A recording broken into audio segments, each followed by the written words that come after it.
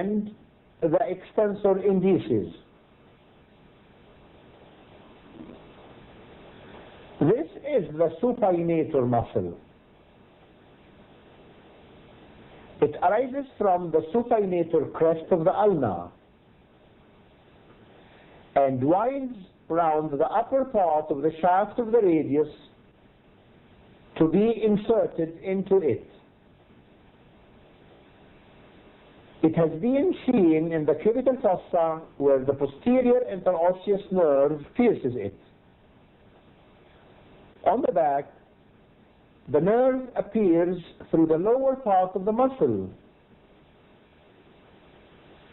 It supplies all the extensor muscles of the back of the forearm except the brachioradialis and the extensor carpi radialis longus, which are supplied by the radial nerve on the lateral side of the arm, and the extensor carpi radialis brevis and supinator, which are supplied by the posterior interosseous nerve before piercing the supinator. This is the posterior interosseous artery. It appears on the back of the forearm, just medial to the nerve. Keep in mind that the artery pierces the interosseous membrane and not the supinator, so it's medial to the radius, while the nerve is lateral to it. The posterior interosseous artery is lost among the muscles and is replaced below by the termination of the anterior interosseous artery, which pierces the lower part of the interosseous membrane and runs downwards on the back of the wrist, deep to the extensor retinaculum.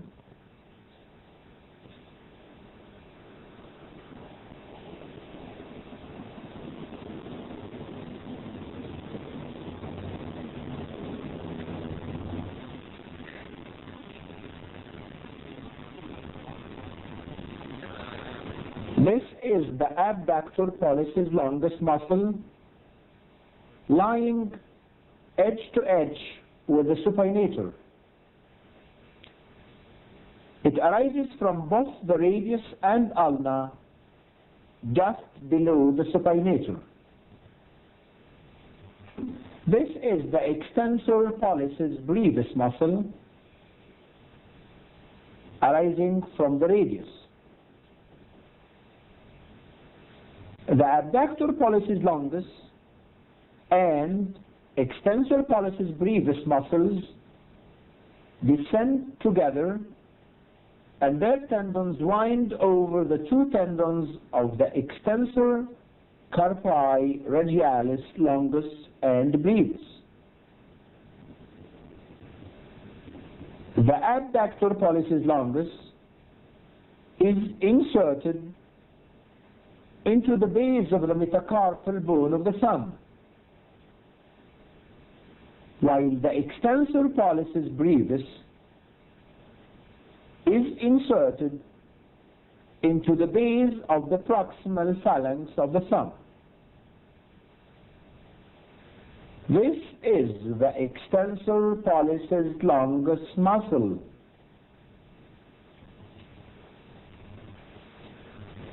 It arises from the back of the ulna, just below the abductor pollicis longus origin. Its tendon has its own compartment deep to the extensor retinaculum,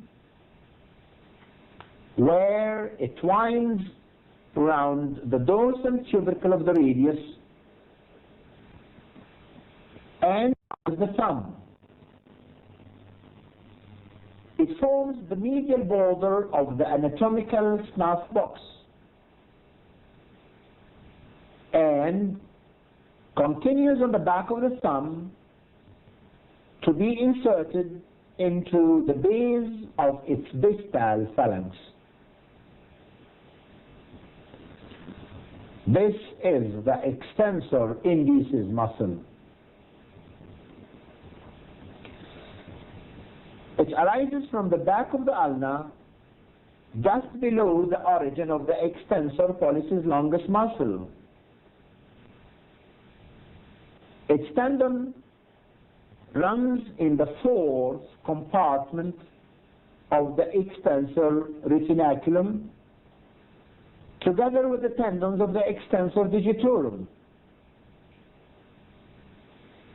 It runs to the back of the index finger to join the extensor expansion, which is common to it, and a tendon from the extensor digitorum. Note that each of the thumb, the index finger,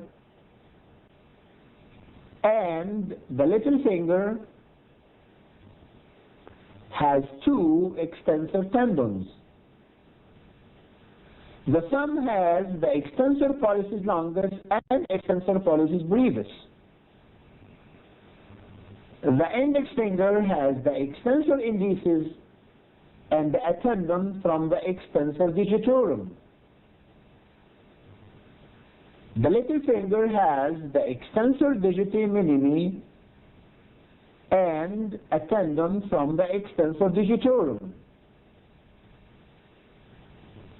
All these tendons are seen clearly on the back of the hand, with the dorsal interossei filling the gaps between the metacarpal bones. There are 4 dorsal interossei.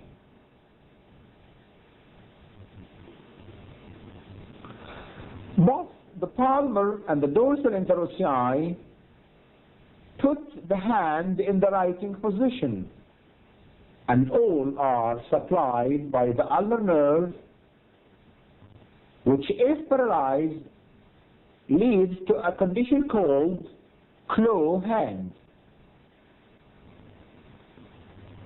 Paralysis of the radial nerve or its posterior interosseous branch will paralyze the extensors of the wrist, leading to wrist drop. Median nerve paralysis will lead to ape hand, where the thumb is adducted to the other fingers.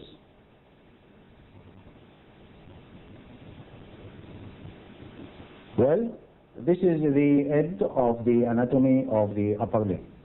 I hope that on these 2 hours, in part 1 and part 2, you had sufficient knowledge